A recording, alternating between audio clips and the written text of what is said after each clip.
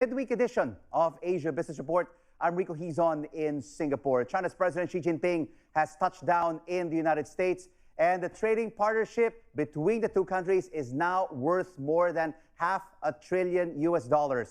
But there are tensions over a range of issues. So what happens when the leader of the world's second largest economy visits the world's largest? Tama Churchouse from the Churchouse Letter, which looks at Asian financial news, joins us now from our Hong Kong studios. Tama, great to have you with us on Asia Business Report. Xi Jinping arrives in the United States in a moment of vulnerability. You have the volatility in the mainland markets and the slowdown in the economy.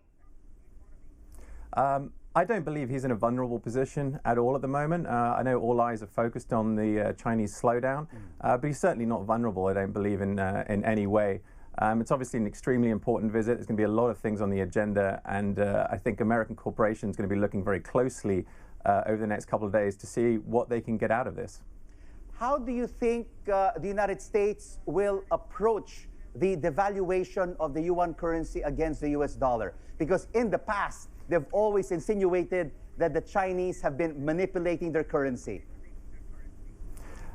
First of all, this is not a devaluation in any meaningful sense. This is the move of the renminbi into a more market-oriented, market-determined currency. The fact that it is depreciated is certainly worth note, but this is not the beginning of a currency war in any way, shape, or form. It is not a competitive devaluation at all. All right. I mean, according to Xi Jinping, he does not want confrontation. What he wants is that both countries work together. Do you see any major deals being closed when Xi Jinping is in America? Yeah, I mean, we're going to expect some major deals. I mean, Xi Jinping's visiting the Boeing factory later today. The likelihood is going to be the announce of either a large order or possibly the opening of a new finishing factory in China. That's pretty significant. But at the end of the day, the US corporate needs China more than it needs them. I expect some platitudes from Xi Jinping, but I'm not expecting any fundamental change in structural reform that's going to make life much easier for Americans doing business, American companies doing business in China. What about the issue of intellectual property?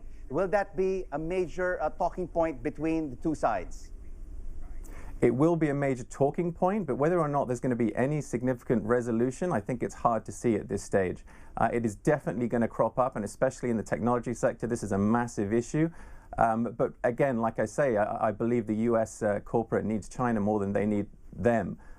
So I don't believe there's going to be any major changes within the next few days.